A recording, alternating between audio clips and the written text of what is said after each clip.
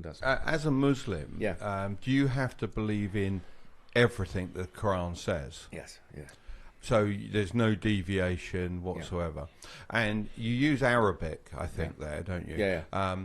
Now, when I'm researching and I'm trying to look at Islam, one of the things that knocks me off course is when it starts going into Arabic. Yeah. Is it upon you to learn Arabic as a Muslim? No, like, you don't have to learn Arabic as a Muslim. You don't. I mean, all you need to know is basically there's a prayer that we make every day. We pray 5 times, as you know. Muslims have to pray 5 times a day and fast. There's 5 pillars of Islam, and there's a prayer that we say which is in Arabic, one prayer. And in essence, you really have to just memorize that one. It's a very short prayer. Yeah. And it's telling you. I mean, it's a prayer between you and God where you're asking God to guide you, and that's really it. But apart from that, you don't have to learn the entire language. Okay, because it sort of loses me a little bit. Yeah. But the way I understand it is it's a bit like sort of opera, where I can't get into opera because I don't understand the words. Yeah. But the emotion is there. Yeah. And I think with Arabic, does it not bring out the emotion of the Quran? It does. I mean, that's why, if someone wants to get deeper into it, they would learn the Arabic language.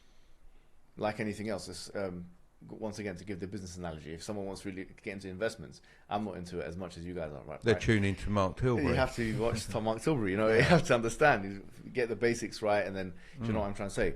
And it is quite complicated, to be honest, for someone who is a beginner. Like, okay, do I have to really know about the stock exchange? Do I have to know about the price of gold? And do I have to know this and the currencies and all that stuff? It can become very overwhelming for someone who's not interested. But we would argue that the benefits that one would get from attaching themselves to the purpose of life is greater than the benefits one would get from monetary, benefits. Although both of them are good, So you say you've got to believe 100% in everything the Quran says. Yeah.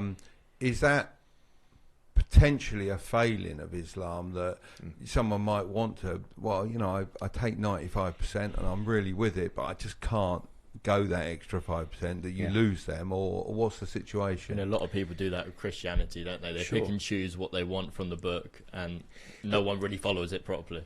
Absolutely. I mean, the thing is that Islam doesn't want converts. It doesn't. Do you know what I mean? Like, in the sense that it's not trying to sell itself to anybody. If someone wants to become Muslim, then they can become Muslim, and they will benefit from that. There were some people who came to the Prophet Muhammad and they said to him, "We have become Muslim," and boasting in it. The Quran says, يَمُنُّونَ عَلَيْكَ أَنْ أَسْلَمُوا. They come to you and boast that they have become Muslim. And then it says, بَلِ اللَّهُ يَمُنُّ عَلَيْكُمْ أَنْ هَدَاكُمْ لِلْإِيمَانِ.